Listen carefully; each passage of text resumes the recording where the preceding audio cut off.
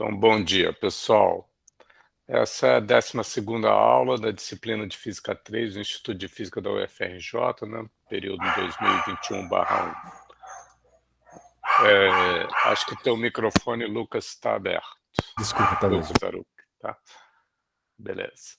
Aí nessa aula nós vamos entrar num capítulo novo, que é o capítulo de capacitância, tá? Esse é um capítulo bastante aplicado, bastante prático, com muitas utilidades, tá? Na verdade, nele a gente vai ver alguns tópicos relacionados, todos eles, ao conceito de capacitor, a um certo dispositivo, na verdade, chamado capacitor. E antes que eu me esqueça, tem, pelo menos no roteiro até agora há pouquinho, ele estava meio desatualizado, e eu só chamo a atenção para vocês que, como está na ementa oficial, na página homepage oficial da disciplina, né, não vai cair nada relativo à seção de dielétricos, tá, ou isolantes.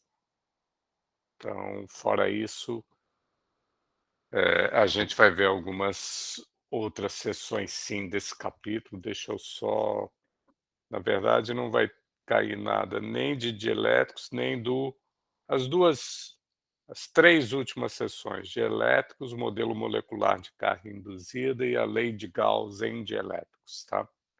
Não tem nada oficialmente dessas sessões na ementa do curso, tá? E o que eu vou querer apresentar para vocês hoje justamente é o que são esses capacitores, esses dispositivos, tá?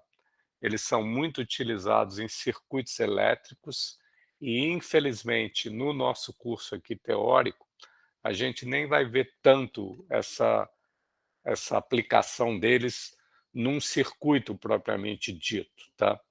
Mas vocês devem, se fizerem FISESP 3, né, Física Experimental 3, vocês devem ver sim isso, as aplicações em circuitos, né, inclusive na prática, desses dispositivos. Os outros 2 dispositivos, um deles vocês certamente, acho eu, já devem até ter ouvido falar no ensino médio, que é muito utilizado em circuitos. Na verdade, todo circuito tem um dispositivo desse outro tipo, que são os resistores, né. E o terceiro e último dos mais comuns dispositivos que costumam ser usados em circuitos elétricos, são chamados indutores. Esses, talvez vocês só vejam quando a gente estiver acabando o curso pela primeira vez, justamente nesse curso, tá? São bobinas ou solenoides, tá? Cada um desses dispositivos tem um certo papel, desempenha uma certa função em circuitos, tá? Os capacitores, a gente não vai tanto ver os aspectos práticos deles em circuitos, mas alguns outros 2 aspectos a gente vai ver sim, tá? E relacionado com tudo isso, tem diversos outros tópicos, que são esses que eu pretendo dar uma palhinha hoje, tá?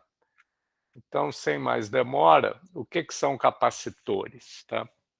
Capacitores são simplesmente, por definição, tá, um conjunto,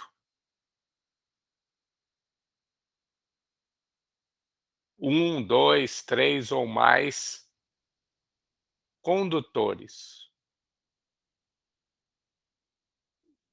Um capacitor é um conjunto de condutores, tá? Então, nesse caso particular que eu desenhei aqui, são 3, tá? Mas poderia ter casos em que eu só tenho um deles isolado, um único capacitor, tá? Um único bloco de metal, é um material condutor, né? Ou bastante mais até. Em física 3, o que a gente vai praticamente só estudar, considerar, é o caso em que a gente tem um par de capacitores, só 2 capacitores, tá. E aí, tipicamente, eu vou falar, por exemplo, de uma terminologia aqui, quando a gente tem esse par de capacitores, né, com uma forma qualquer, são só 2 agora, tá. É o que a gente mais vai estudar em física 3. Como é que cada um desses condutores também é chamado nesse contexto? É muito comum. Eles podem ser chamados de, além de condutores, que é o que eles são, eles podem ser chamados de eletrodos ou elétrodos, né? Eletrodos ou elétrodos, ou também placas, é muito comum chamar de placas, ou finalmente de armaduras do capacitor, tá? Então essas 3 palavrinhas é tudo sinônimo para cada um dos condutores do capacitor. E para que serve isso? Tipicamente, vão ser placas metálicas, né? E qual é o uso típico disso? É porque você pode, para ter graça e ter conexão com física 3, né, você pode conectar esses condutores através de fios metálicos, né, com uma bateria, ou uma pilha, ou um gerador, né, isso é a mesma coisa. E aí, quando eles são ligados a essa bateria ou essa pilha, o que que acontece? Vocês começam a pilha, né, a gente vai ver isso num capítulo um pouquinho mais à frente, como é que isso ocorre, mas ela, no fundo, ela carrega esse capacitor, tá.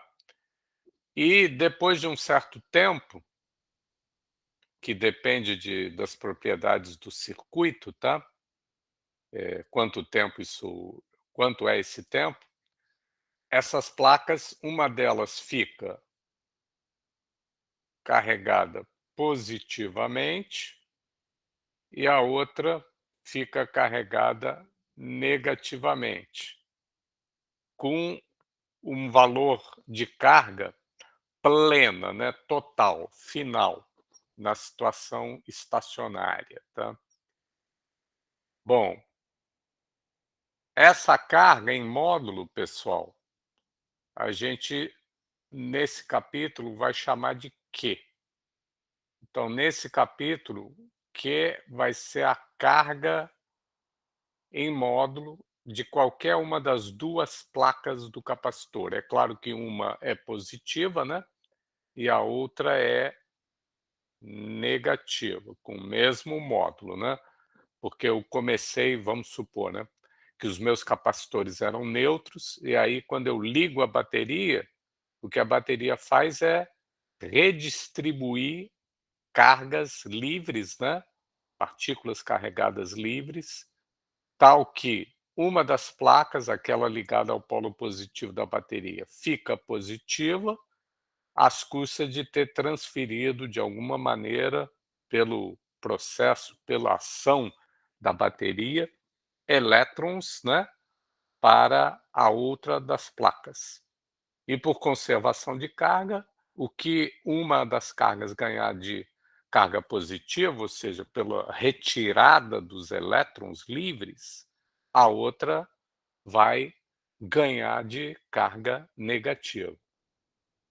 No circuito real, pode ser que ficasse um pouquinho de elétrons armazenados aqui também nos fios, tá. Mas aí a gente faz a abstração, a idealização de pensar que não, sempre o fio continua neutro, na bateria também não se estabelece nenhum excesso de cargas livres do circuito externo, e é só nas placas, no capacitor em si, nas suas placas, é que fica um ou outro tanto de carga positiva ou negativa. Tá legal? Moral da história: os capacitores típicos que nós vamos estudar em física 3, na situação mais simples, são só duas placas condutoras e uma com carga Q positiva e a outra com carga menos Q negativa. Tá claro, pessoal? Bom, isso percebido, né, isso falado, qual é o uso, qual é a aplicação prática desse capacitor? Vê se eu preciso explicar com muito mais detalhes para vocês ou se está claro que ele consegue armazenar, por esse processo que eu acabei de escrever, duas coisas, né. Ele consegue guardar, armazenar. Quais são essas coisas? Vocês conseguem imaginar? Antes o capacitor estava neutro, depois de ter sido ligado a uma bateria, ele acabou ficando com cargas, né. Então, qual é a primeira coisa que o capacitor pode ser usado para guardar, armazenar?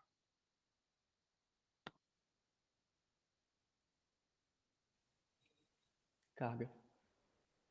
Armazenar carga, claro, né, carga elétrica, né. Vocês podem se perguntar: "Para que eu vou querer armazenar carga elétrica?" Eu já falo daqui a pouquinho, tá. Vocês podem ir pensando. Mas junto com essa carga que ele armazena, é óbvio ou não é óbvio, pessoal? Como antes estava neutras as placas, né, e agora elas têm carga de um sinal ou de outro, é claro que aparece, não é isso? Algum campo elétrico, que eu estou desenhando aqui em verde,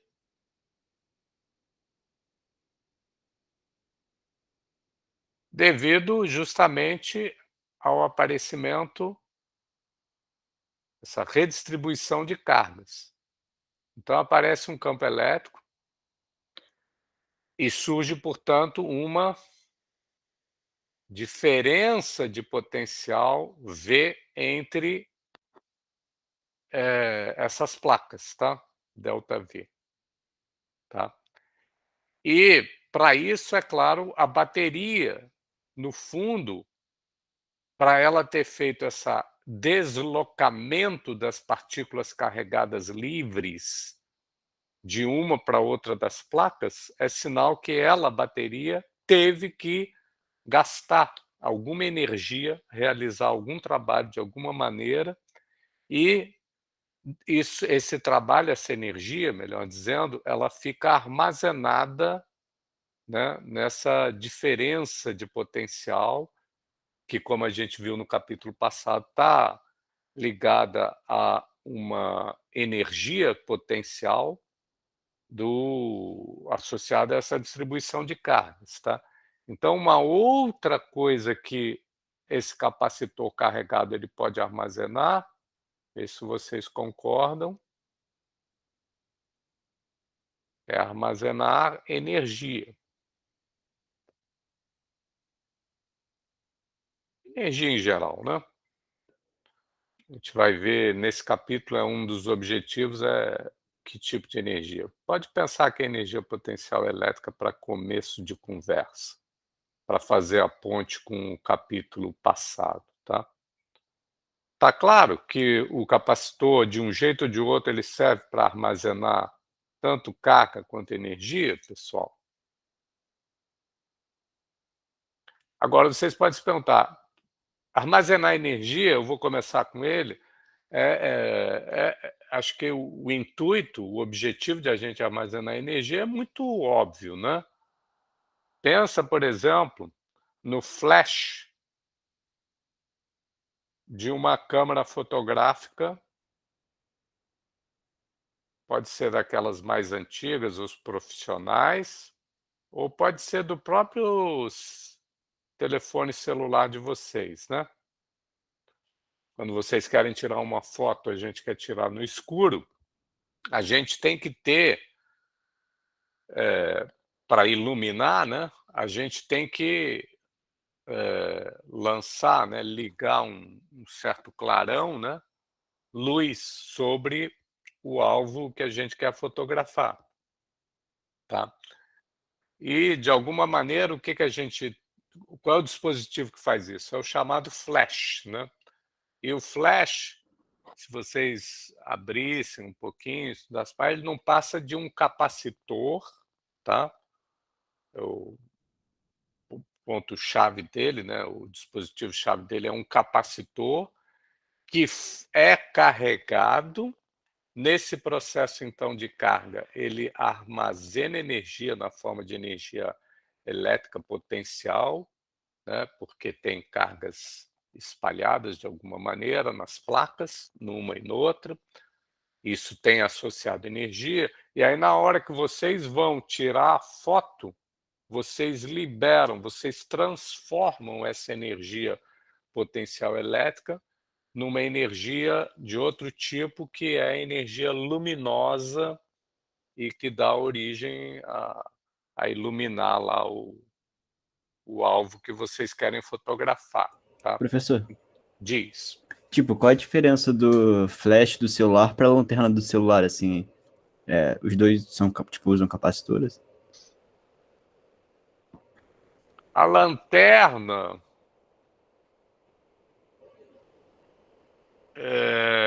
eu vou substituir a tua lanterna, tá. A lanterna é como se fosse, entre aspas, uma lâmpada, concorda, Bernardo? Sim, mas tipo, o flash também é uma lâmpada, só que você só apaga rápido, né? Vamos lá. Eu estou pensando aqui um pouco. Eles são, no fundo, tanto um quanto o outro, são circuitos elétricos, né. Então, beleza. Acho que eu já percebi. Acho que eu posso tentar te responder. O circuito do flash, ele tem esse capacitor, tá. E eu idealizei aqui a coisa, mas como todo circuito, é claro que ele tem um resistor, uma resistência, né. Então, um circuito real, ele pode ter uma bateria, tem uma resistência sempre e tem uma capacitância, um capacitor, perdão, um resistor e um capacitor, tá. O flash é quando o circuito tem esse capacitor, você já ligou ele previamente e carregou, deixou o teu capacitor carregado, e aí depois disso feito, mesmo que tenha uma bateria ainda ligada, tá, ele não se carrega mais, tá.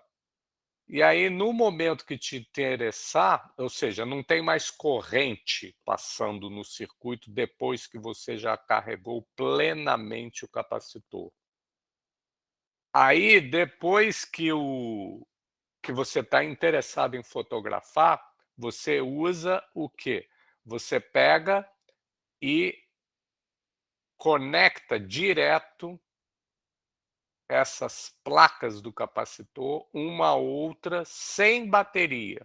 Você desliga essa parte do circuito e fecha em curto-circuito, tá, as placas do capacitor. Ao fechar em curto-circuito, sem ter praticamente resistência mais nenhuma entre o fio que as conecta, tá, você faz essa energia que se armazenou ali rapidamente ela ser liberada na forma de energia luminosa. E dura pouco. Por que que dura pouco? Porque tu não tem mais uma bateria, a bateria foi extraída do teu circuito, tá. Ela só desempenhou o papel de carregar o capacitor até um certo valor que te interessava de carga, armazenar energia. Uma vez isso feito, tchau bateria. E aí, quando eu quiser usar para iluminar, eu conecto direto as placas entre si, sem praticamente nenhuma resistência entre elas. e há uma passagem de corrente, né, uma neutralização das placas muito rápida. E junto com isso surge a luz, tá? Que ilumina. Tá? Agora, o que é uma lâmpada ou a lanterna? A lanterna, no dispositivo no circuito de uma lâmpada ou de uma lanterna, você não tem capacitor. O circuito de uma lâmpada ou uma lanterna seria uma coisa grosseiramente, tá? Ele tem a bateria, a lanterna está o tempo todo com a bateria ligada, né? Ali conectada. E só tem a resistência. Se essa resistência, na resistência, quando ela está ligada, né, faz parte do circuito, no resistor, você agora está o tempo todo com corrente passando. Porque não tem um capacitor para, parar o movimento dos elétrons nas placas e, depois de ter ficado suficientemente carregado, não deixa mais chegar novos elétrons. Pelo contrário, está o tempo todo, às custas da bateria, da pilha, passando corrente. É diferente do flash, né? E aí, por que ilumina também a lanterna ou a lâmpada? É porque você pode ter um processo no resistor, como é que se chama? O bulbo, né? Dentro do bulbo, como é que se chama o negocinho que tem dentro da lâmpada? Incandescente, eu me esqueci o nome agora, que é o resistor, tá? O filamento. No filamento, se ele for feito de um material conveniente, né? No caso das lâmpadas usuais, pelo que eu ouço falar, seria tungstênio, né? Eu não sei se também pode ter outros tipos de condutores. Você, assim como pode aquecer e aquece, né, a lâmpada, você também pode gerar um outro tipo de energia, não térmica, mas essa energia luminosa também, e aí essa fica saindo, a energia luminosa, iluminando o tempo todo, porque você está o tempo todo com corrente passando lá. Diferente do que se tivesse um capacitor em que, quando você tiver atingido um máximo de carga, um certo valor máximo, até intuitivamente, né? Se essa placa aqui está ficando positiva e essa negativa, o próximo elétron que quisesse vir para essa negativa, como você está acumulando, ele sofre uma repulsão cada vez maior dos elétrons que já estão acumulados lá. Então vai chegar um momento que um próximo elétron que fosse querer se depositar aqui, manter a corrente circulando no circuito, ele vai chegar e dizer, não consigo, porque já tem elétrons demais aqui nessa placa que vai acabar me repelindo. Já num circuito que não tem esse capacitor, se o capacitor se não for claro, eu deixo mais claro. Ele tem aqui uma região entre as placas onde não há condutor nenhum, é um vazio, é um material isolante. O ar comum, ele não deixa, sob condições usuais, passar partículas carregadas. Ele é um material isolante, tá? Uma vez que os elétrons cheguem numa das placas, enquanto está havendo corrente carregando o capacitor, ele para ali e não consegue passar de uma para outra das placas, porque o ar, diferentemente de um fio metálico, ele é um material isolante. Não sei se eu consegui te explicar, Bernardo. Não, a gente explicou sim.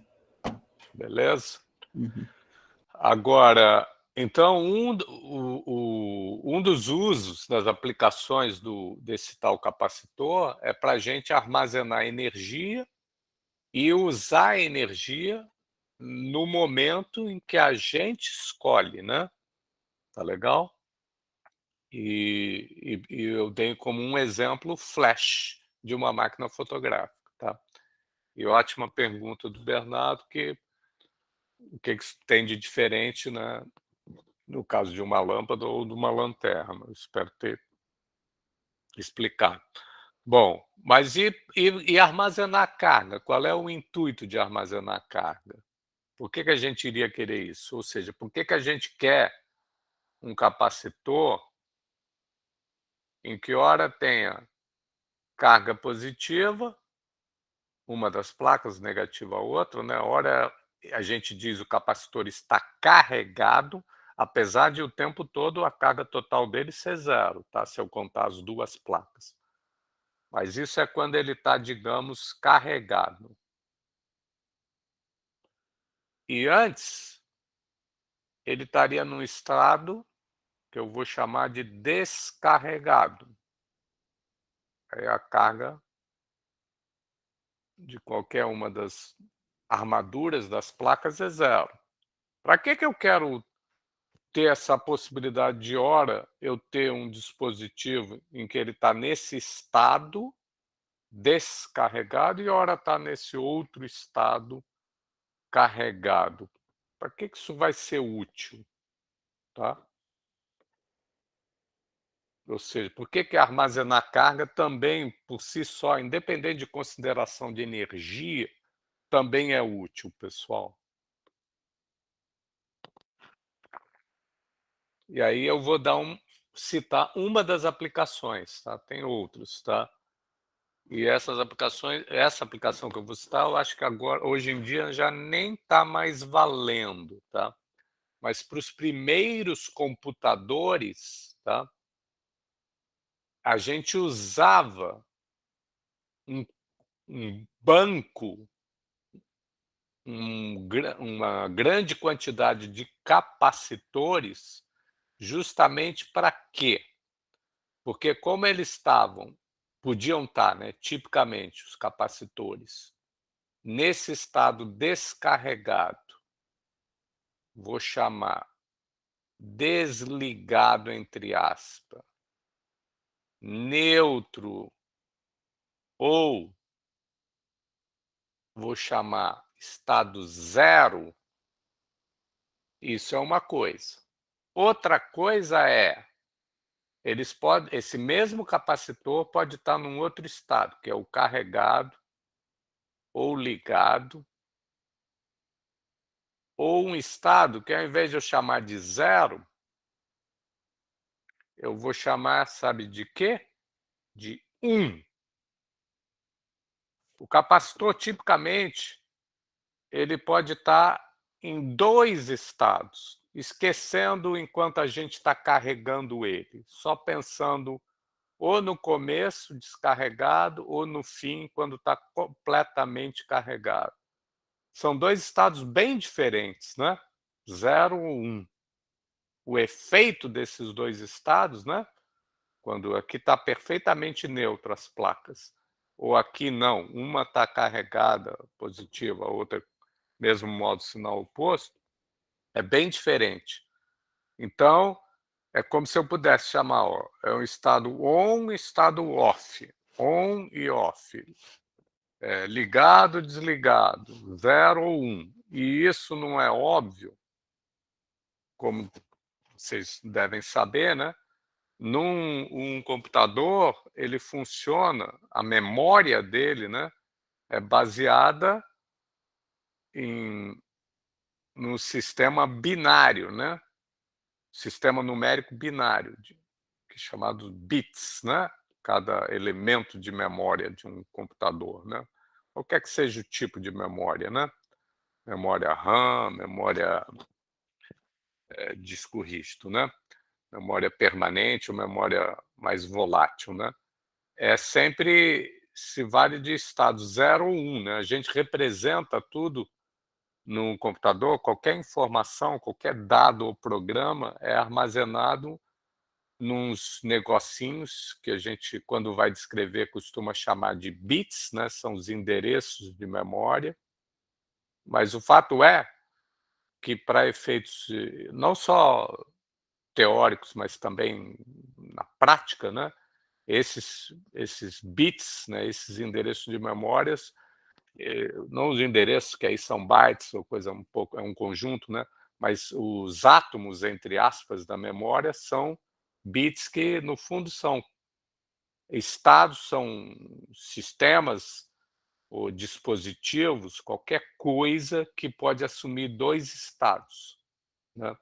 E aí, para efeitos de representação numérica, né, a gente, chama de 0 ou 1, tá. Então essa propriedade de um capacitor poder ter carga ou não ter carga, é útil para, por exemplo, a gente construir as memórias de um computador. Antigamente era bem assim, pelo que eu ouvi dizer, tá. Os computadores mais antigos, eles eram as suas memórias eram grandes bancos de capacitores, vários conjuntos de capacitores. Hoje em dia, acho que é diferente, tá. As memórias de computador é feito de alguma outra maneira. Não sei se são transistores, não sei. Mas isso foi passar a palhinha para vocês do que é um condensador, perdão, capacitor, mas já que eu falei, antigamente também se chamava capacitor de condensador, tá? Também é outro sinônimo para capacitor. E qual é a aplicação prática deles, tá legal? Então agora a gente vai tentar formalizar isso, quantificar o que é essa capacidade de um capacitor de armazenar carga ou energia. A gente vai tentar, dar fórmulas para isso, tá. Então isso vai nos levar a gente definir o que é capacitância, tá. Então eu gosto de, ao invés de eu chegar no fundo, o que a gente vai fazer, se vocês já leram, né, é definir a capacitância como sendo a razão entre a carga, o módulo da carga da qualquer uma das placas do capacitor, que em todo esse capítulo, relembro mais uma vez, é sempre considerado como positivo, tá? E a DDP entre as placas quando a gente está com o capacitor plenamente já carregado, tá?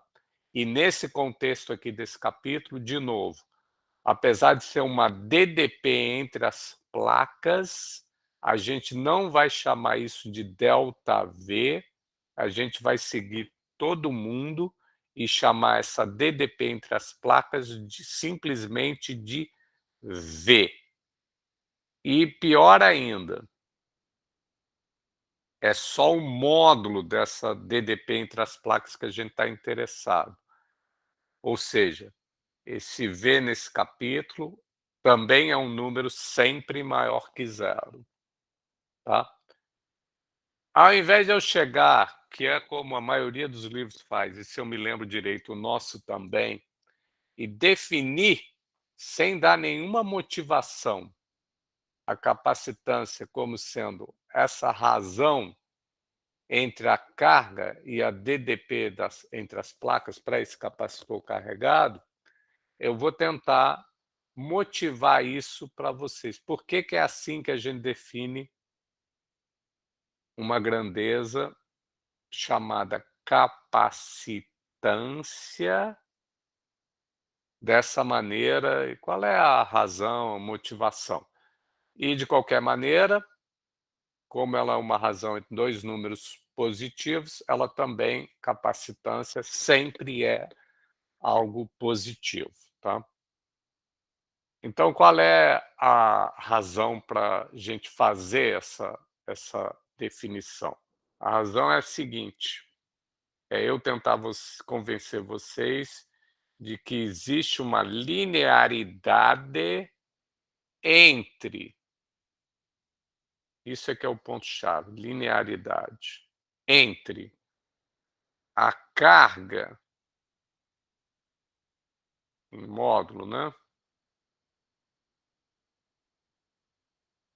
que em qualquer uma das placas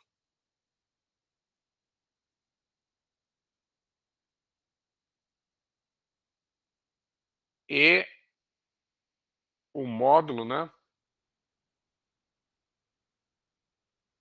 da DDP,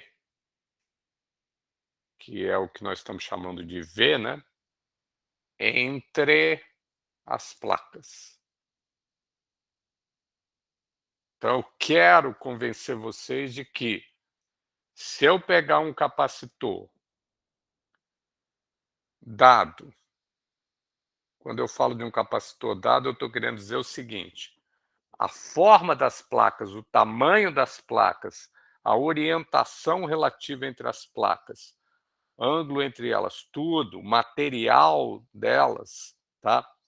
Ou melhor, o que está recheando a região entre as placas, tudo isso está fixo, tá? Eu não vou brincar com isso não, tá? A geometria das placas ou a geometria do capacitor, se vocês quiserem, está dada. E também é uma coisa que a gente não vai explorar nesse período, tá? Nos outros períodos até explorava. O resultado para a capacitância, ele dependeria se eu ponho essas placas, mesmo com uma geometria dada, se eu ponho isso no ar ou se eu ponho essas placas dentro da água, tá? Então o que eu quero dizer é, o meio entre as placas, e tem que ser um meio isolante, né, dielétrico, porque se ele for um meio condutor aqui, aí eu não vou conseguir armazenar carga, tá? Então, se vocês quiserem ficar brincando e usando ora um ou outro meio de recheio entre as placas, na verdade é em toda a região em que as placas estão, ora sendo ar, ora sendo óleo, beleza, tá? Só não pode ser um outro pedaço de metal aqui ligando esses bichos, porque aí eu não vou conseguir nunca armazenar a carga lá, né? Por ele ser condutor. Tem que ser um meio isolante, ou que a gente chama também de elétrico. Esse meio tem que ser dado também, fixo, tá? O meio isolante entre as placas está dado também. Tipicamente, para a gente não gastar nada, o que a gente usa é o próprio ar. O ar, em condições usuais, ele é um material isolante, ele não deixaria passar a carga de uma para outra das placas. Então, uma vez fixo isso, a geometria e o meio, em física 3 pode esquecer provisoriamente esse meio, como é que mudaria se eu mudar do ar para um óleo, para água considerada como isolante, perfeito, porque a gente não vai explorar isso que tem a ver com dielétricos de maneira nenhuma nesse período, tá? Mas se você, o que eu vou querer perguntar é o seguinte: carrega esses condutores, essas placas metálicas. Então essa aqui faz ter carga Q e aqui menos Q, tá? Aí agora eu vou tentar, não sei se eu vou conseguir, repetir aqui essa figurinha, tá? Porque eu quero que vocês continuem imaginando que o capacitor, ou seja, essas placas que com a sua geometria e o seu meio, é o mesmo, tá? Então eu tenho que repetir. Mentalmente, imagina, por favor, que agora, ao invés de ter esse capacitor aqui de cima, com carga que vocês fizeram ser Q e menos Q, que agora vocês dobrem a carga. Carrega eles usando uma bateria mais forte, né? De modo que a carga final, ao invés de ficar Q menos Q, fique 2Q menos 2Q, tá bom? Estão acompanhando, pessoal?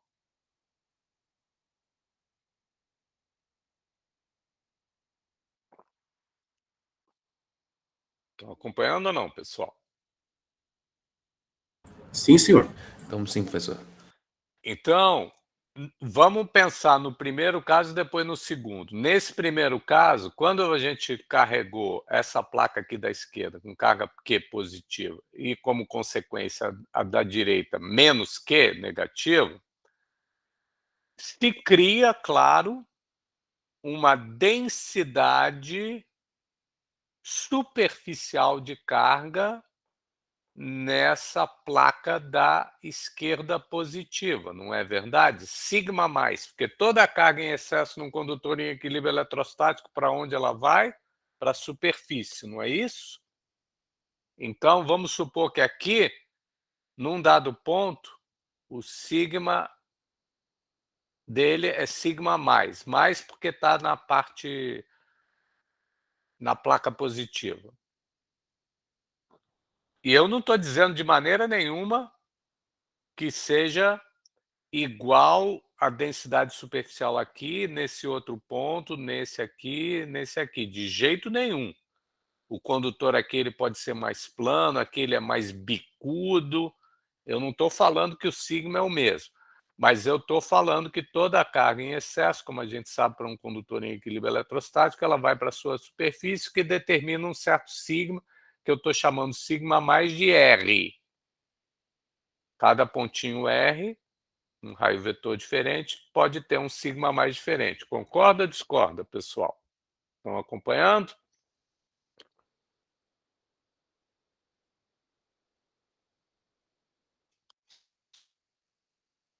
Me dá um retorno. Estão acompanhando ou não? Sim. Então, E idem aqui na outra placa, só que aí então sigma menos de R, concordam? Beleza. Devido a esse surgimento dessa densidade superficial, né?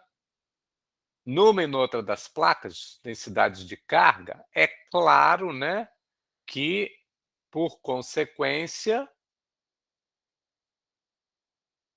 desse aparecimento de carga elétrica em cada um dos condutores, surgirá um campo elétrico que tem a tendência de sair da carga positiva e ir para a negativa, tipo assim como eu estou desenhando em verde. Concordam ou discordam? Professor, Diz, pode falar à vontade. se as duas placas tiverem um tamanho muito desproporcional, isso afeta em alguma coisa a relação entre elas?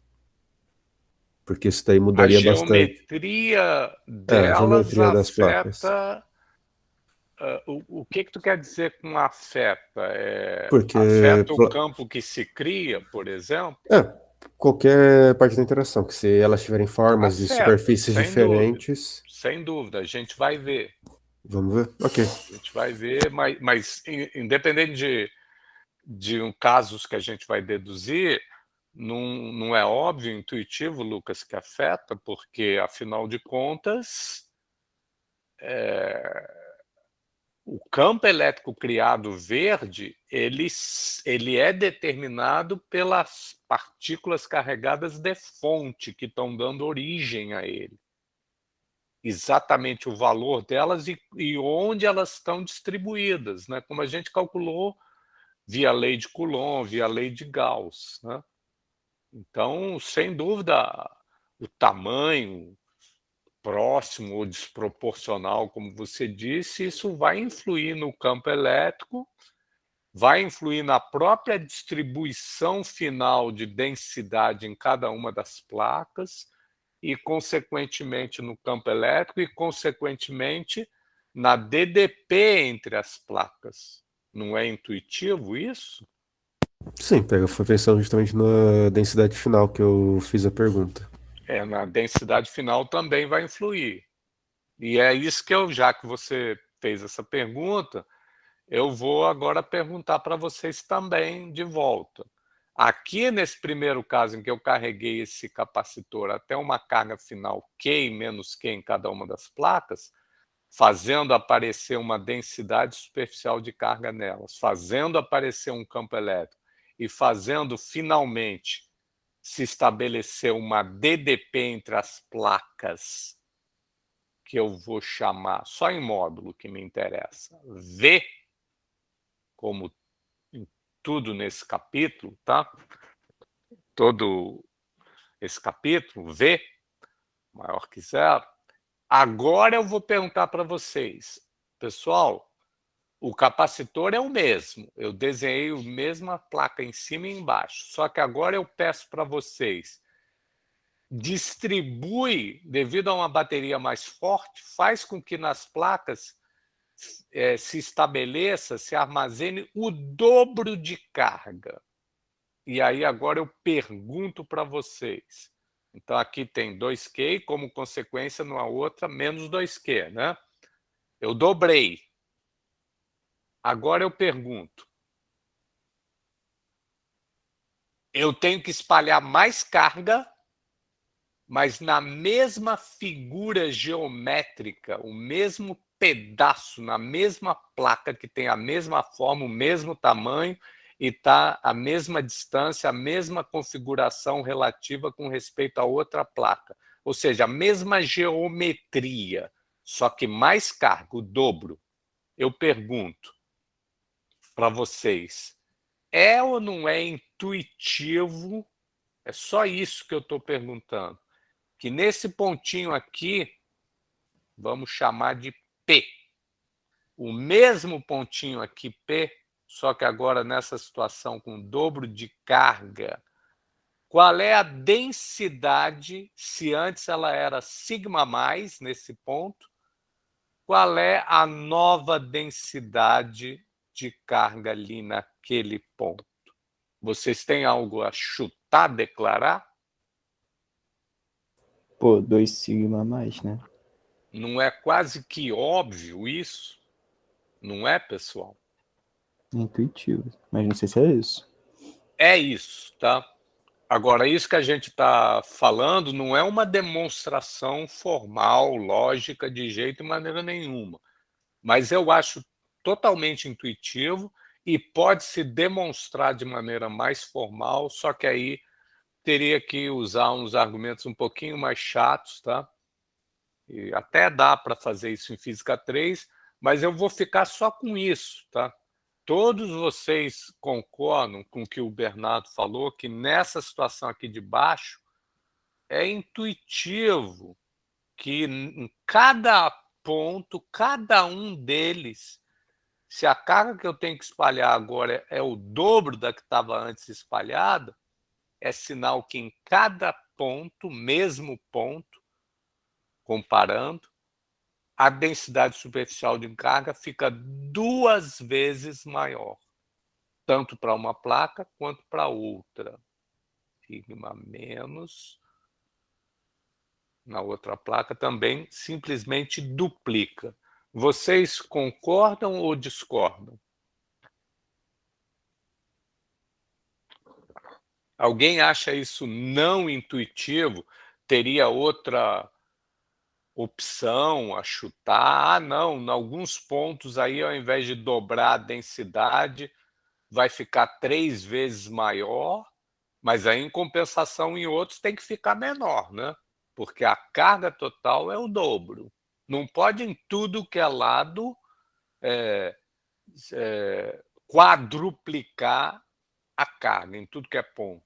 Porque aí a carga total, integrando na superfície, se tivesse sido 4 vezes maior em tudo que é ponto, seria 4 vezes maior e não 2 vezes, que é o que eu estou supondo, tá? Então, se aqui, não, eu não acho que vai dobrar em cada ponto, não. Nuns vai ficar 3 vezes maior, aí em outros tem que ficar metade, né? Porque senão, ao invés de dar o dobro, daria mais do que o dobro. Estão acompanhando ou não? Estão concordando ou não? Me dá um feedback, pessoal. Que silêncio. Então, acho que só o Bernardo é que achou que dobrar em cada ponto é o razoável, é isso? O resto está quieto aí, não deve... Eu concordo com o Bernardo. Alguém discorda, pessoal? Não está acompanhando, não está entendendo? Tá bom. Eu vou usar esse resultado, tá, pessoal? Porque se vocês aceitarem que, ao dobrar as cargas, as densidades também dobram, vocês acabaram de entrar no bom sentido. Ou seja, isso é tudo que eu queria. Se vocês aceitarem que essa segunda situação aqui, com as placas com dobro de cargas em móvel, significa que, mais que ter o dobro de cargas, que a densidade superficial dobrou em cada ponto, ponto a ponto de cada placa, aí, meus amigos, quem é que cria campo elétrico? Campo elétrico é a integral de K0 dq sobre R2 na direção radial, não é isso? Esse dq que está criando o campo elétrico aqui, ele está espalhado aonde? Numa superfície. Então, essa integral, onde que eu tenho que fazer a integral? É uma integral de superfície. Então, essa integral, para saber qual é o novo campo elétrico, é assim, integral de K0, sigma dA, porque aquela carga dq está espalhada em superfície, então é sigma dA, dividido, eu estou usando o campo de uma partícula pontual, né? Com carga infinitesimal dq, que é sigma dA. Eu estou pegando esse pedacinho aqui, pequenininho, e vendo qual é o campo elétrico que ele cria aqui. E é esse que eu estou escrevendo, já integrando de todo mundo. Daqui, daqui, daqui, daqui, e da outra placa também. Mas é uma integral nas placas, né? Nas duas superfícies das placas. Concordo? Como vocês acabaram de me aceitar que o sigma da situação primeira para a situação segunda, ele simplesmente dobrou, tanto numa placa ponto a ponto, quanto na outra placa ponto a ponto, essa integral aqui, na verdade, seria integral numa das placas, mais a integral na outra das placas, né? Porque é nas placas que tem fonte carregada. Seria duas integrais.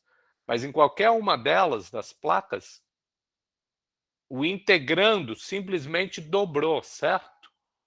Por que dobrou? Porque vocês aceitaram, né, e eu também acho intuitivo, que o sigma dobrou.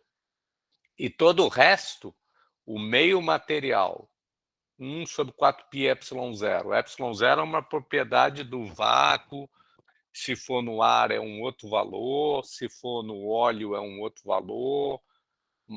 Então é por isso que eu fixei o meio. E esse R é uma distância entre as placas e o ponto onde eu quero calcular o campo, e tem a área das placas, ou seja, o resto nessa integral é a geometria do capacitor. Mas isso também está fixado, a geometria está fixada, as placas estão paradas, fixas, com a mesma geometria e configuração relativa. Tá? Então, é claro que essa integral aqui, se eu dobro, a única coisa que eu estou fazendo é dobrar o sigma, é claro que o resultado dela tem que dobrar. E quando eu for calcular DDP, que nesse capítulo em módulo eu estou chamando simplesmente de V, ela é integral do campo elétrico.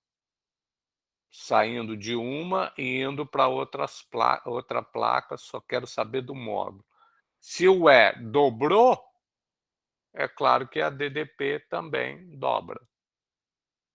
E, portanto, era isso que eu queria convencer vocês. Eu convenci ou não?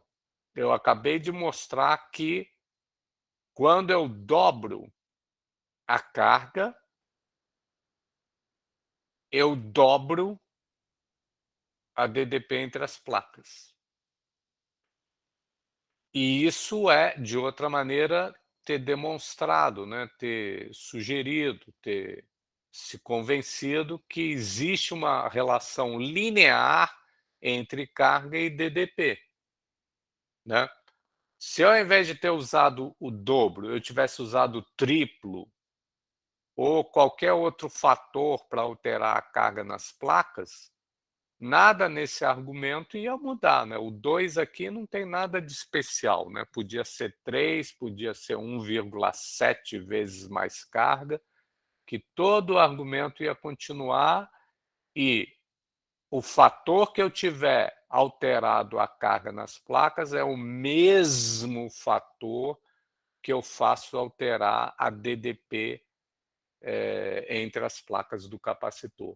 Portanto, existe uma relação linear, não é isso? Entre a carga e a DDP no capacitor. É uma. Ou dito ainda de outra maneira, a razão entre a carga e a DDP no capacitor é uma propriedade, é um número independente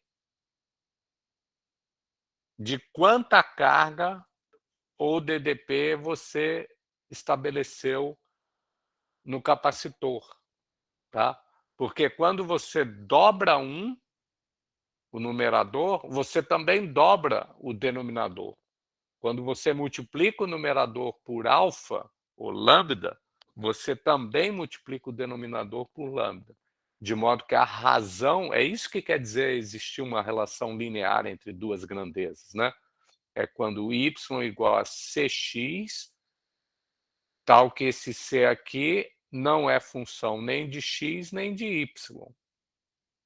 Isso é que é haver uma relação linear entre y e x. No caso aqui, y é q e x é v. Acompanharam, pessoal?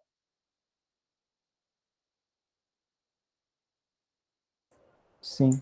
Sim, professor. E, portanto, é isso que eu queria. Independente de cair do céu, eu queria convencer vocês que o fato importante é que essa razão para um dado capacitor, com a geometria e meio de recheio dado, né, fixas, a razão entre carga e DDP do capacitor é independente da carga ou da DDP. Ela é uma constante, ela é uma propriedade intrínseca do capacitor, não interessa o quanto ele está carregado, o quanto seja a DDP entre as suas placas. Você pode aumentar essas coisas, mas aumentando uma, a outra aumenta do mesmo fator, e, portanto, essa razão se mantém a mesma coisa. Então, o nome que eu der para essa razão é uma propriedade da geometria do capacitor, não da quantidade de carga que ele tem, mas do capacitor independente da sua carga ou de sua DDP. Tá bom? E esse nome, é claro, pensa um pouquinho, eu tenho duas opções. Se Q sobre V é uma constante para um dado capacitor, é claro que V sobre Q, ele de cabeça para baixo, também é uma constante. E aí pensa, na hora de decorar, qual dos dois eu vou chamar de capacitância, né? Porque a capacitância ela deve ser uma grandeza que capture a ideia de que, para uma dada DDP estabelecida por uma bateria externa, né, nas placas, aquele de dois capacitores que, para essa mesma DDP, final acumula mais carga, é aquele capacitor, agora de 2 diferentes, tá, que eu quero dizer que tem capacitância maior.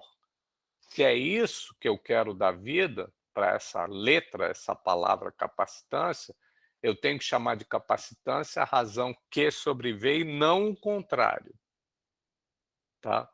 De cabeça para baixo, eu quero dizer, né? Então é por isso que a gente define capacitância como sendo Q sobre V. Acompanharam?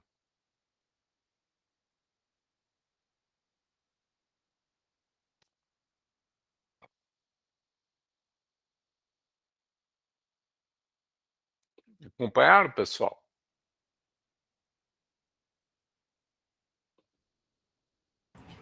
Sim, professor.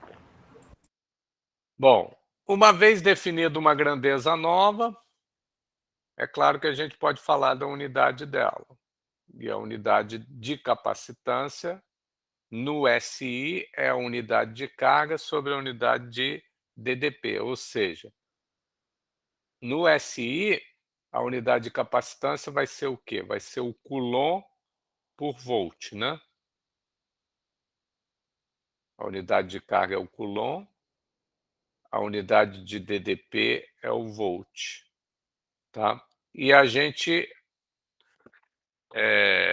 dá um nome especial para homenagear alguém, e no caso, essa unidade coulomb por volt, a gente chama de farad e designa com a abreviatura F maiúsculo. Faraday para homenagear o Michael Faraday. Não se usou Faraday porque esse cara, ele merece tanta homenagem que já tinha uma outra unidade chamada Faraday de carga, tá? E aí, então, para capacitância, a gente usa Farad, come o A e o Y. E por que o Faraday merece muito ser homenageado? Porque, só contando uma historinha, o Faraday, ele foi um físico químico, ele estudava um monte de coisa, fenômenos naturais, né? Do século XIX, tá? Eu não me lembro exatamente quando ele nasceu, acho que ainda já deve ter sido no século XIX, 1800 e pouco, mas não me lembro. Mas ele não teve uma formação, ele era de família pobre, não teve uma formação educacional assim forte, tá? Ele não tinha muito domínio, conhecimento de matemática, mas ele era um cara que experimentalmente era extremamente esperto, né? Sagaz, e ele fez várias experiências com fenômenos eletromagnéticos, não só, também em química, tá? E que prepararam o terreno para o pessoal entender e formular a teoria eletromagnética, que é isso que a gente está estudando em Física 3, né? E um contemporâneo dele, escocês, o Faraday era inglês, né? O que era o Maxwell, esse sim tinha formação matemática mais forte. Ele se aproveitou muito das experiências do Faraday para formular as equações que descrevem todos os fenômenos eletromagnéticos que a gente conhece, que são as chamadas equações de Maxwell, tá? Uma delas a gente já viu, que é a lei de Gauss, tá? E algumas outras a gente vai ver ao longo do curso, tá? Mas o Faraday, sem dúvida, ele era um cara bastante esperto. A questão é a seguinte, voltando então aqui. essa unidade Faraday, ela é grande ou é pequena? Um capacitor, perguntando de outra maneira, um capacitor típico, ele tem como capacitância um número próximo desse farad, 1 farad, ou ele tem muito maior ou muito menor? E isso nos leva ao próximo tópico. Como que a gente calcula a capacitância? Tá?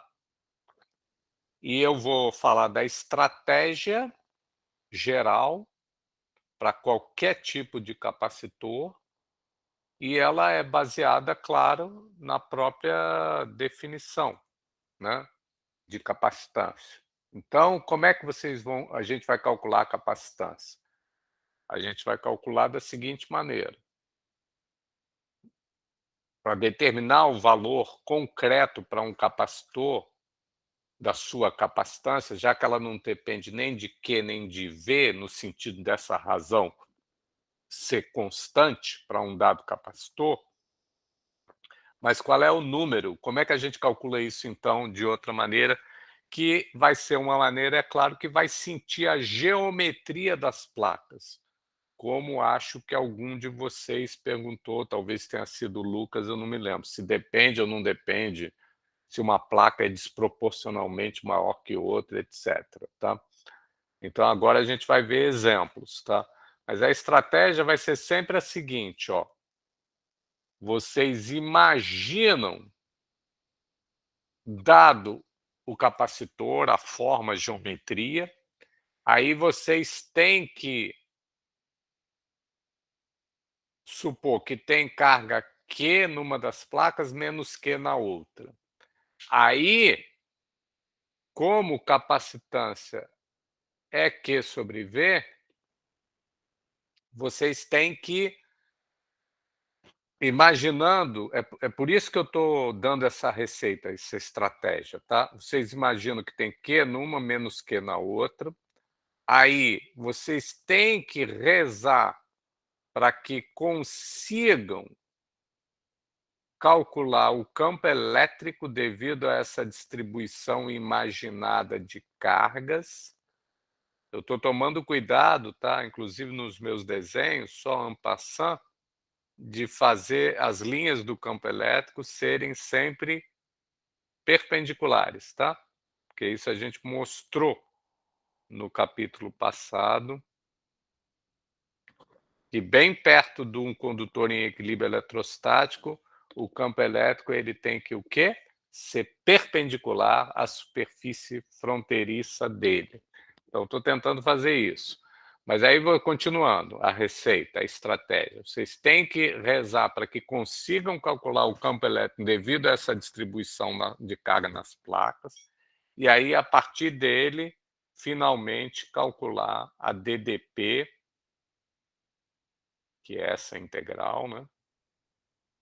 De uma para outra placa, só o módulo, e pode ter confiança, por causa disso que a gente argumentou, da linearidade entre carga e DDP, que quando vocês acabarem de fazer o cálculo, como existe uma linearidade entre V e Q, envolvendo a capacitância, podem ter confiança, pode ter certeza de que, conseguindo fazer essa integral, né, pode ser que tenha situações complicadas e não dê para fazer analiticamente, mas se conseguir, ela sem dúvida vai ser proporcional à carga.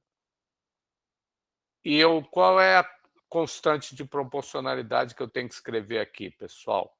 Devido a essa definição de capacitância, é claro que eu tenho que escrever, não é? 1 sobre C.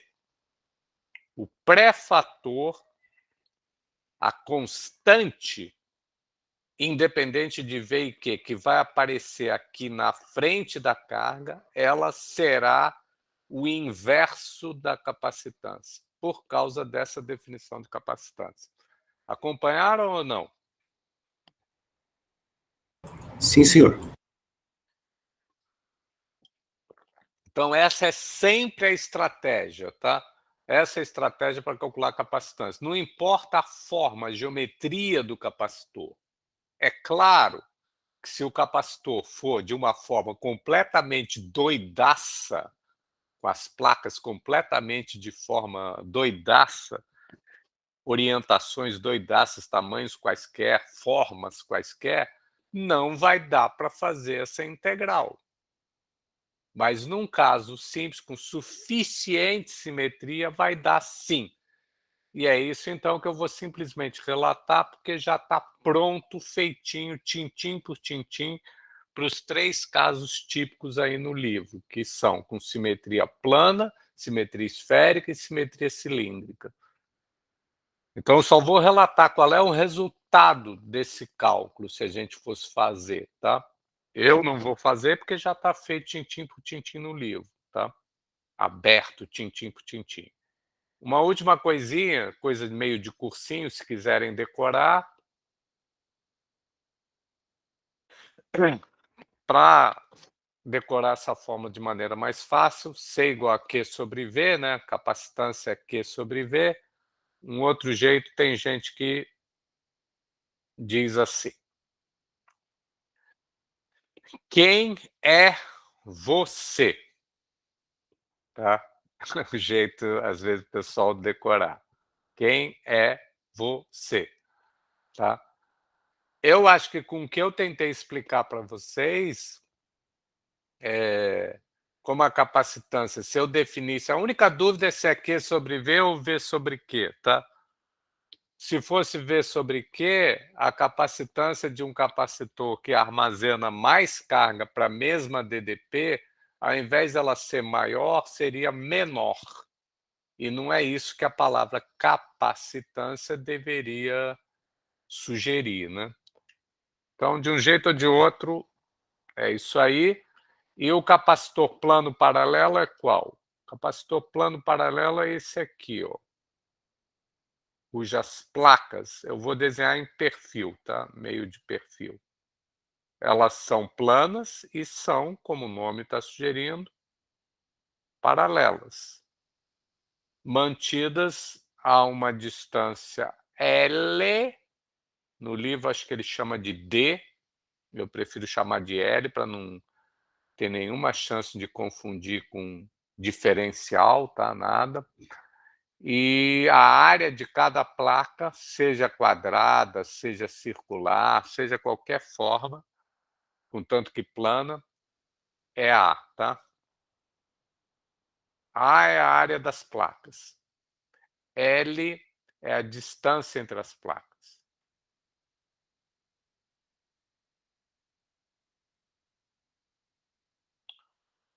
E, para que a gente chegue nesse resultado, a gente tem que supor que esse L é muito menor, vamos dizer assim, do que a raiz da área, tá? Esquece um pouco isso. A gente precisa, para supor que o campo criado por essas placas, elas são planos infinitos, e aí o cálculo fica simples, porque o campo de um plano infinito com densidade sigma, a gente sabe que tem esse módulo, né? Tá? Então, para valer esse resultado simples, eu tenho que supor que essa distância entre as placas é muito menor que o tamanho, a aresta ou o diâmetro dessas placas, tá? Então, um jeito de falar isso seria isso aqui. Essa fórmula só é válida para um capacitor em que as placas estão bem perto umas das outras, tá? Uma da outra, né? Beleza? Se isso for verdade, dado isso aqui,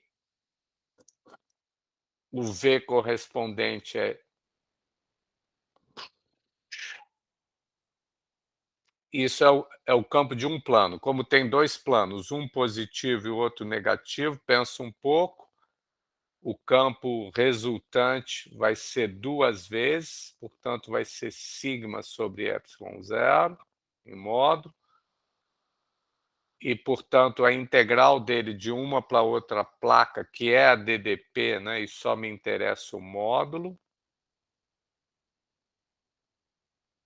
ela vai ser sigma sobre ε0 vezes L, e, portanto, essa DDP é Q sobre ε0 AL, porque sigma é Q sobre A.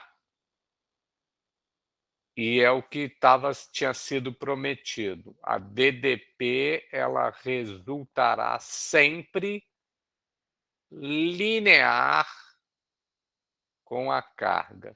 E o pré-fator é o inverso da capacitância.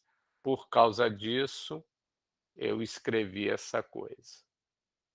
A capacitância de um capacitor de placas planas e paralelas, como qualquer capacitor, depende da geometria dele, e nesse caso particular, quanto que ela é?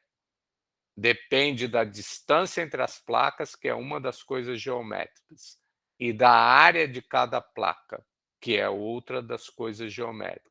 E depende do meio material ou do vácuo, que é o meio que recheia a região entre as placas, esse ε0. Tá? Se vocês substituírem números para um capacitor, sei lá, que a placa tem 1 centímetro de distância, e a área, para um capacitor razoável, tá, pessoal? Não é para um capacitor enorme. Pega um capacitor razoável, 1 centímetro entre as placas, 1 milímetro, e a área, para botar dentro de um computador, dentro de um celular, né? Não pode ser uma área, sei lá, 10 centímetros quadrados. Tenha paciência, isso não cabe dentro de um capacitor, de um celular. Essa área, mas vamos exagerar, põe essa área, não. Isso aqui está errado, tá? Eu acabei de ver que está errado, é ε0 A sobre L, tá? A sobre L. Isso aqui está errado, me desculpa. Vamos escrever direito.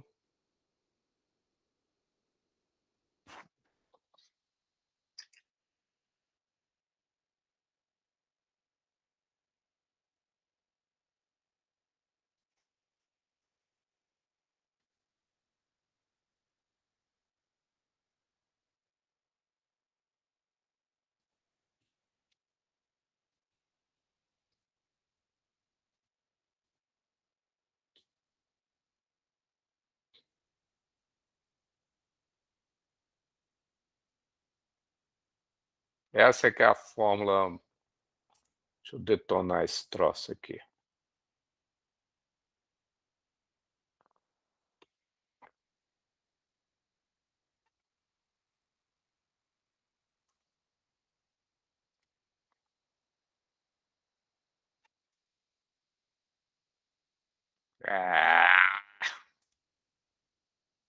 Essa é a fórmula para capacitância de um capacitor de placas planas e paralelas.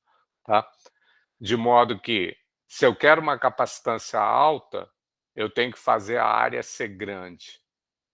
E ou a distância entre as placas ser pequena. Isso vale em geral para qualquer capacitor, tá? Mesmo com outras geometrias. Se vocês querem que a capacitância fique grande, vocês têm que aproximar as placas e fazer as áreas serem grandes, tá? Em geral. Isso está explícito aqui nesse caso particular, tá?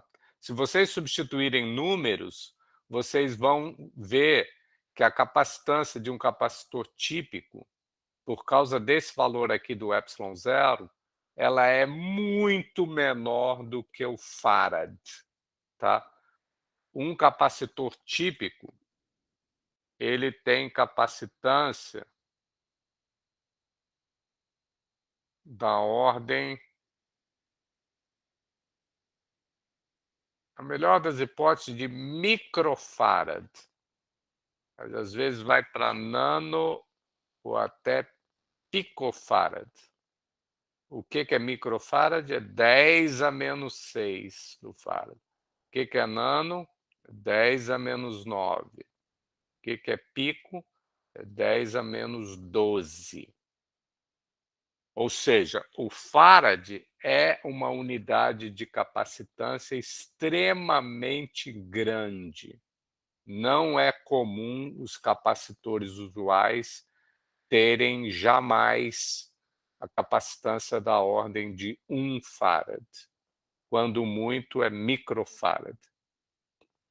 Claro que o pessoal consegue fabricar capacitores projetados a dedo para que eles possam, sim, ter uma capacitância até mais alta do que microfarad.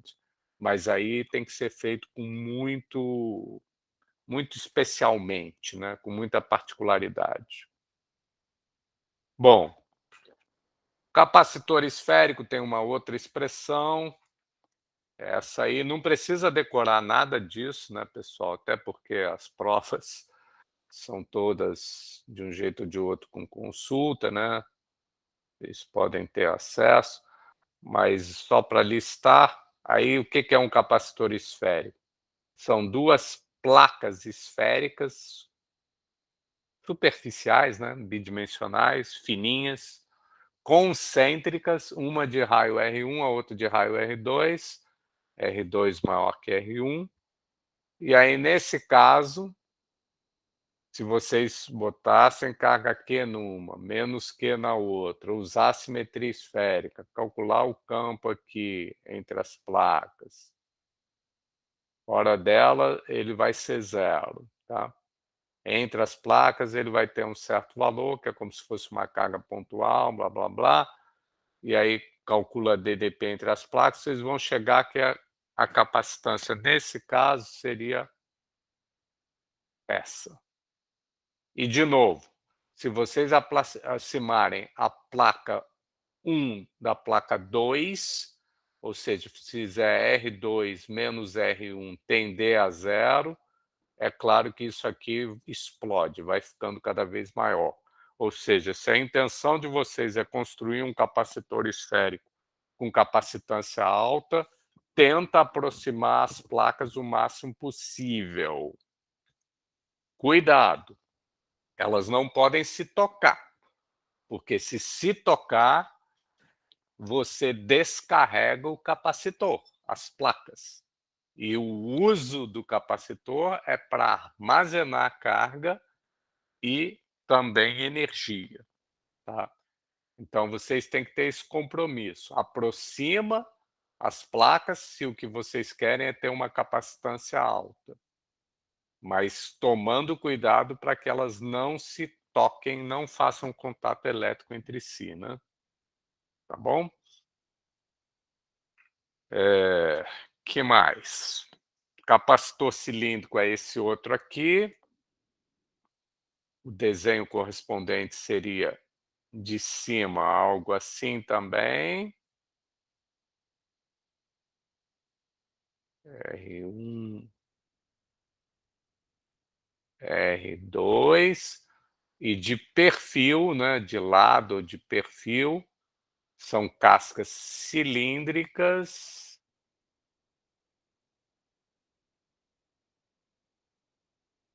coaxiais, né?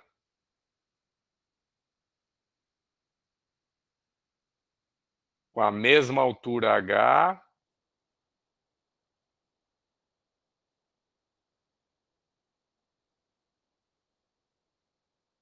e raios R1 e R2, tá? E só que aí, para a coisa ficar simples como está aqui, esse H tem que ser considerado muito maior que qualquer um dos raios, que é para vocês poderem usar a fórmula do campo de uma distribuição cilíndrica de altura. Mentira, mas é como se fosse infinita, para cima e para baixo, tá? Como isso não existe na prática, né? Tem um H finito, mas aí, em compensação, a gente tem que, para essa fórmula ser o melhor possível, tem que ter o H muito maior do que esses raios aqui, né. Seja esse outro. R2 e R1. Beleza? Última coisinha. Talvez eu retome lá no comecinho da próxima aula, mas eu vou pelo menos falar o seguinte: qual é a motivação dessa história de associação de capacitores? Motivação, vou dizer a seguinte, ó.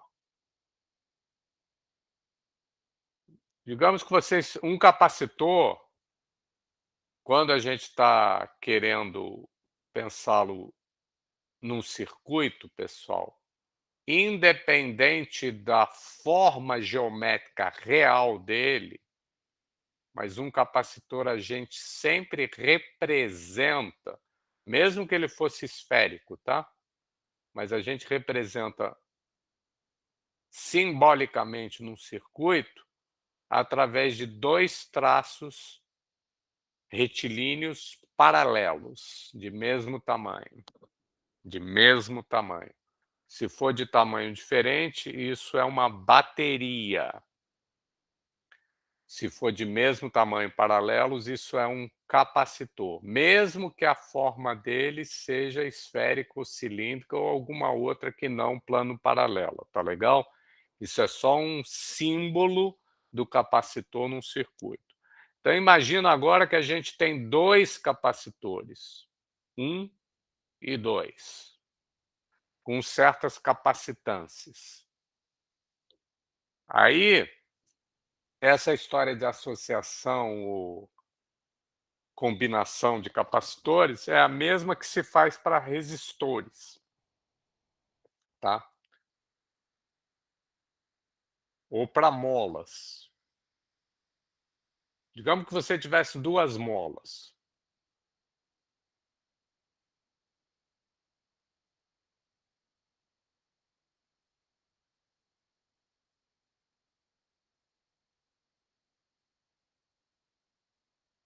Uma tem constante de mola ou constante elástica K1, a outra K2.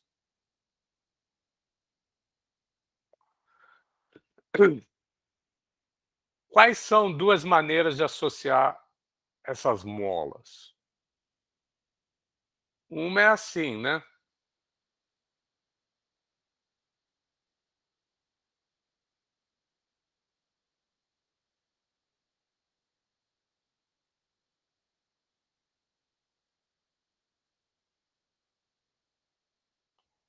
E aí a gente pode se perguntar: opa, beleza.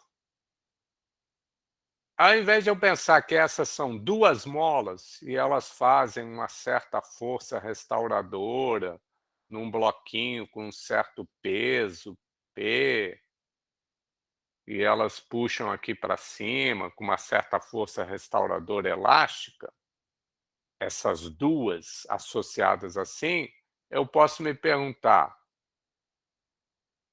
como que eu fabrico uma única outra mola que seja equivalente a essa associação de 2? E como é essa associação de 2? Essa associação de 2, como o desenho sugere aqui, é claro, essa jeito que eu combinei, eu vou chamar de associação em série, né? E o que significa ser equivalente? Equivalente é eu ter uma outra mola, uma terceira mola, que ela tem um K ser por ser em série, que o que vai ser equivalente? Vai ser quando eu, ao invés de usar essas 2 assim, eu usar essa terceira mola e a posição de equilíbrio quando eu estou com essa terceira que eu estou querendo construir, seja a mesma posição quando eu tenho essas duas associadas assim. É isso que eu vou chamar de ser equivalente uma mola associada a duas outras em série. Equivalente a duas outras associadas em série, né? No caso do capacitor é algo parecido, tá? E vocês sabem também que no caso de resistor é algo também, talvez vocês estejam mais acostumados ainda. Se eu pegar dois resistores, um com resistência R1, outro com resistência R2, né? Eu ainda, a rigor, não defini o que é resistor para vocês, mas vocês intuitivamente sabem o que é, mais ou menos, né? É uma parte do circuito onde ocorre dissipação de energia, efeito térmico de maneira apreciável, tá? Então, se eu pegar dois resistores e combinar assim, um atrás do outro, isso é o que a gente chama, claro, que nem aqui, de associação em série dos resistores. E aí vocês sabem, né? Talvez já tenham visto, me responde aí, me dá um feedback, que o resistor equivalente dessa associação desses dois em séries, ele tem essa resistência equivalente, que é a soma, né? Vocês já viram isso no ensino médio, pessoal? Sim. Então, isso vocês estão mais ou menos acostumados. Aqui a gente está querendo fazer uma pergunta semelhante, só que agora para capacitores, tá? E a associação em série de capacitores, é claro, tenha paciência. Se o nome tem um mínimo de sentido, vai ser quando eu colocar eles assim, né? Um seguido do outro, unido por fios ideais com condutividade infinita, resistência zero, né? Seria isso a associação em série. Ao passo que a associação em paralelo dos capacitores seria isso. Cuidado! No caso de resistores, a resistência equivalente da associação em série é a soma. No caso de capacitores, aí está feito no livro. E aqui eu estou doidinho. Eita ferro, me desculpa de novo, porque isso aqui não era para ser resistência, isso aqui é para ser capacitância. Em todo lugar que tem R, põe C. 1 sobre C ser igual a 1 sobre C1 mais 1 sobre C2. Essa é a fórmula para associação em série. É o contrário da associação de resistores, tá? Cuidado. É o contrário.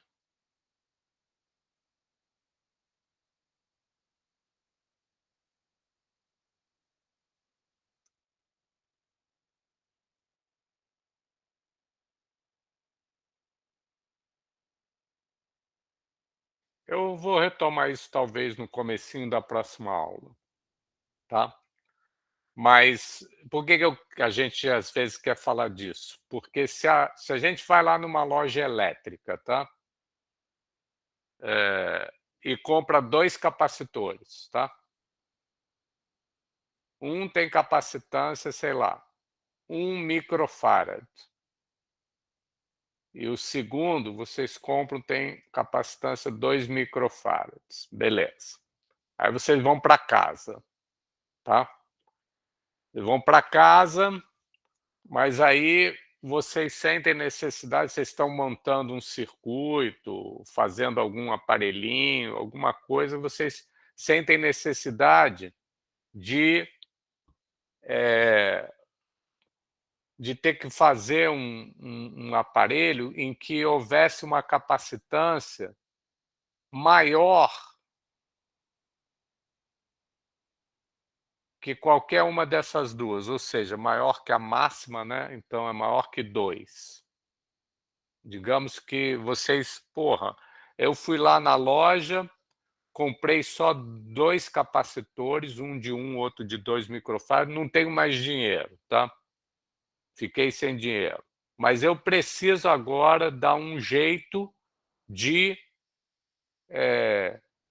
no meu circuito, colocar um capacitor que tenha a capacitância maior que 2 microfarads. Aí eu pergunto, vocês têm que fazer uma associação desses capacitores 1 e 2, em série ou em paralelo? Ou seja, vocês estão precisando fazer uma associação deles dois, tal que a capacitância equivalente seja maior do que qualquer uma dessas duas que vocês compraram. Maior que 2, maior que a maior, né? Então, como é que vocês vão ter que associar? Em série ou em paralelo? A gente pode ver a fórmula de novo para a série paralela? Poderia, ou eu vou tentar fazer o seguinte, ó. Ao invés de eu deixar você ver a fórmula, eu vou te ver se tu se lembra do que acontece com as placas planas e paralelas. Tu se lembra que é isso?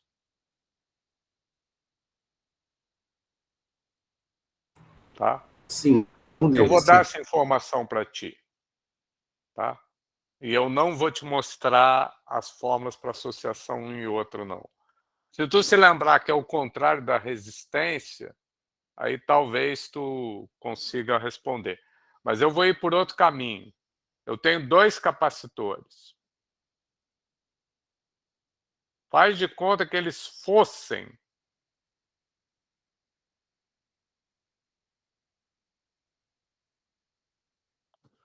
planos paralelos realmente, tá? De placas planas e paralelas.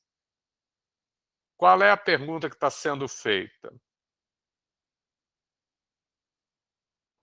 Como que eu junto esses bichos? Eu só tenho 2 opções. Ou assim, seria em série, né?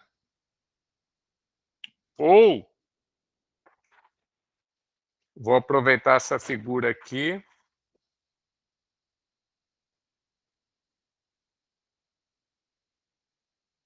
Que seria assim, né? Que seria em paralelo, concorda? Pronto, já entendi. Então me responde. Paralelo. A gente tem que aumentar a área. Exato, né? Exatamente. Essa coisa que está aqui, se eu fizesse de conta que eles têm a mesma distância L, é só para dar um argumento, tá? Entre as placas. E um tem uma área que é o dobro da outra, por quê?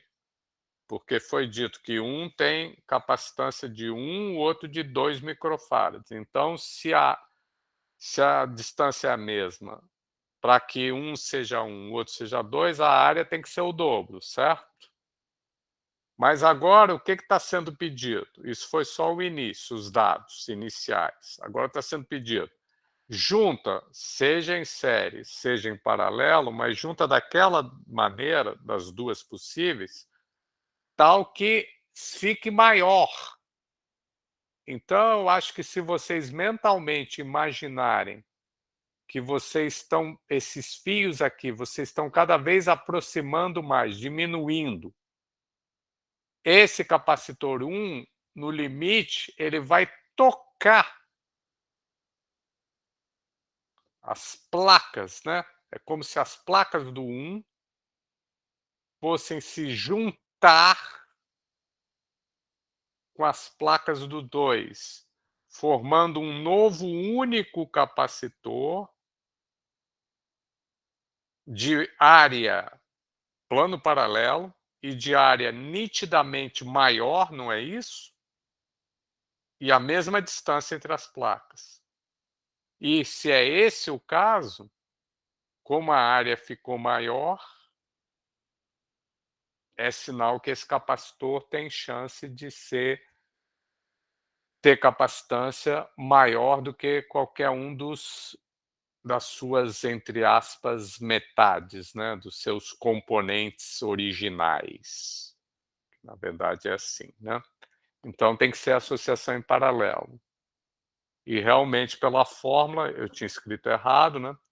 Associação em paralelo de capacitores, ela dá soma das capacitâncias. Como as capacitâncias são sempre positivas, somar dois números positivos sempre dá uma soma maior do que qualquer uma das parcelas, né? Tá legal? Se pelo contrário, e aqui no nosso caso vai dar quanto? Vai dar 3 microfarads. Se vocês quisessem um capacitor equivalente com 4 microfarads, levaram azar, tá? Porque o máximo que vocês conseguem é um capacitor associado em paralelo e com uma capacitância unívoca, que é quanto? 2 mais 1, 3 microfarads. Não dá para fazer 4, também não dá para fazer 2,5. É 3. E se fosse associado em série? É isso aqui. E aí, no caso, resolve para ser certo. Isso é C1, C2 sobre C1 mais C2. Então, no nosso caso, é 1 vezes 2 sobre 1 mais 2. Isso dá 2/3 de microfarad, né? E 2/3 é menor tanto que 1 quanto que 2 microfarads, né? 2/3 é 0,66, né? Que é menor que 1 e menor que 2. Então, se vocês querem capacitância menor, faz associação em série. Se vocês querem capacitância maior, faz associação em paralelo. É o contrário de resistores, tá legal? Com isso eu vou parar, vou suspender a gravação e, naturalmente, se quiserem perguntar qualquer coisa, fiquem à vontade.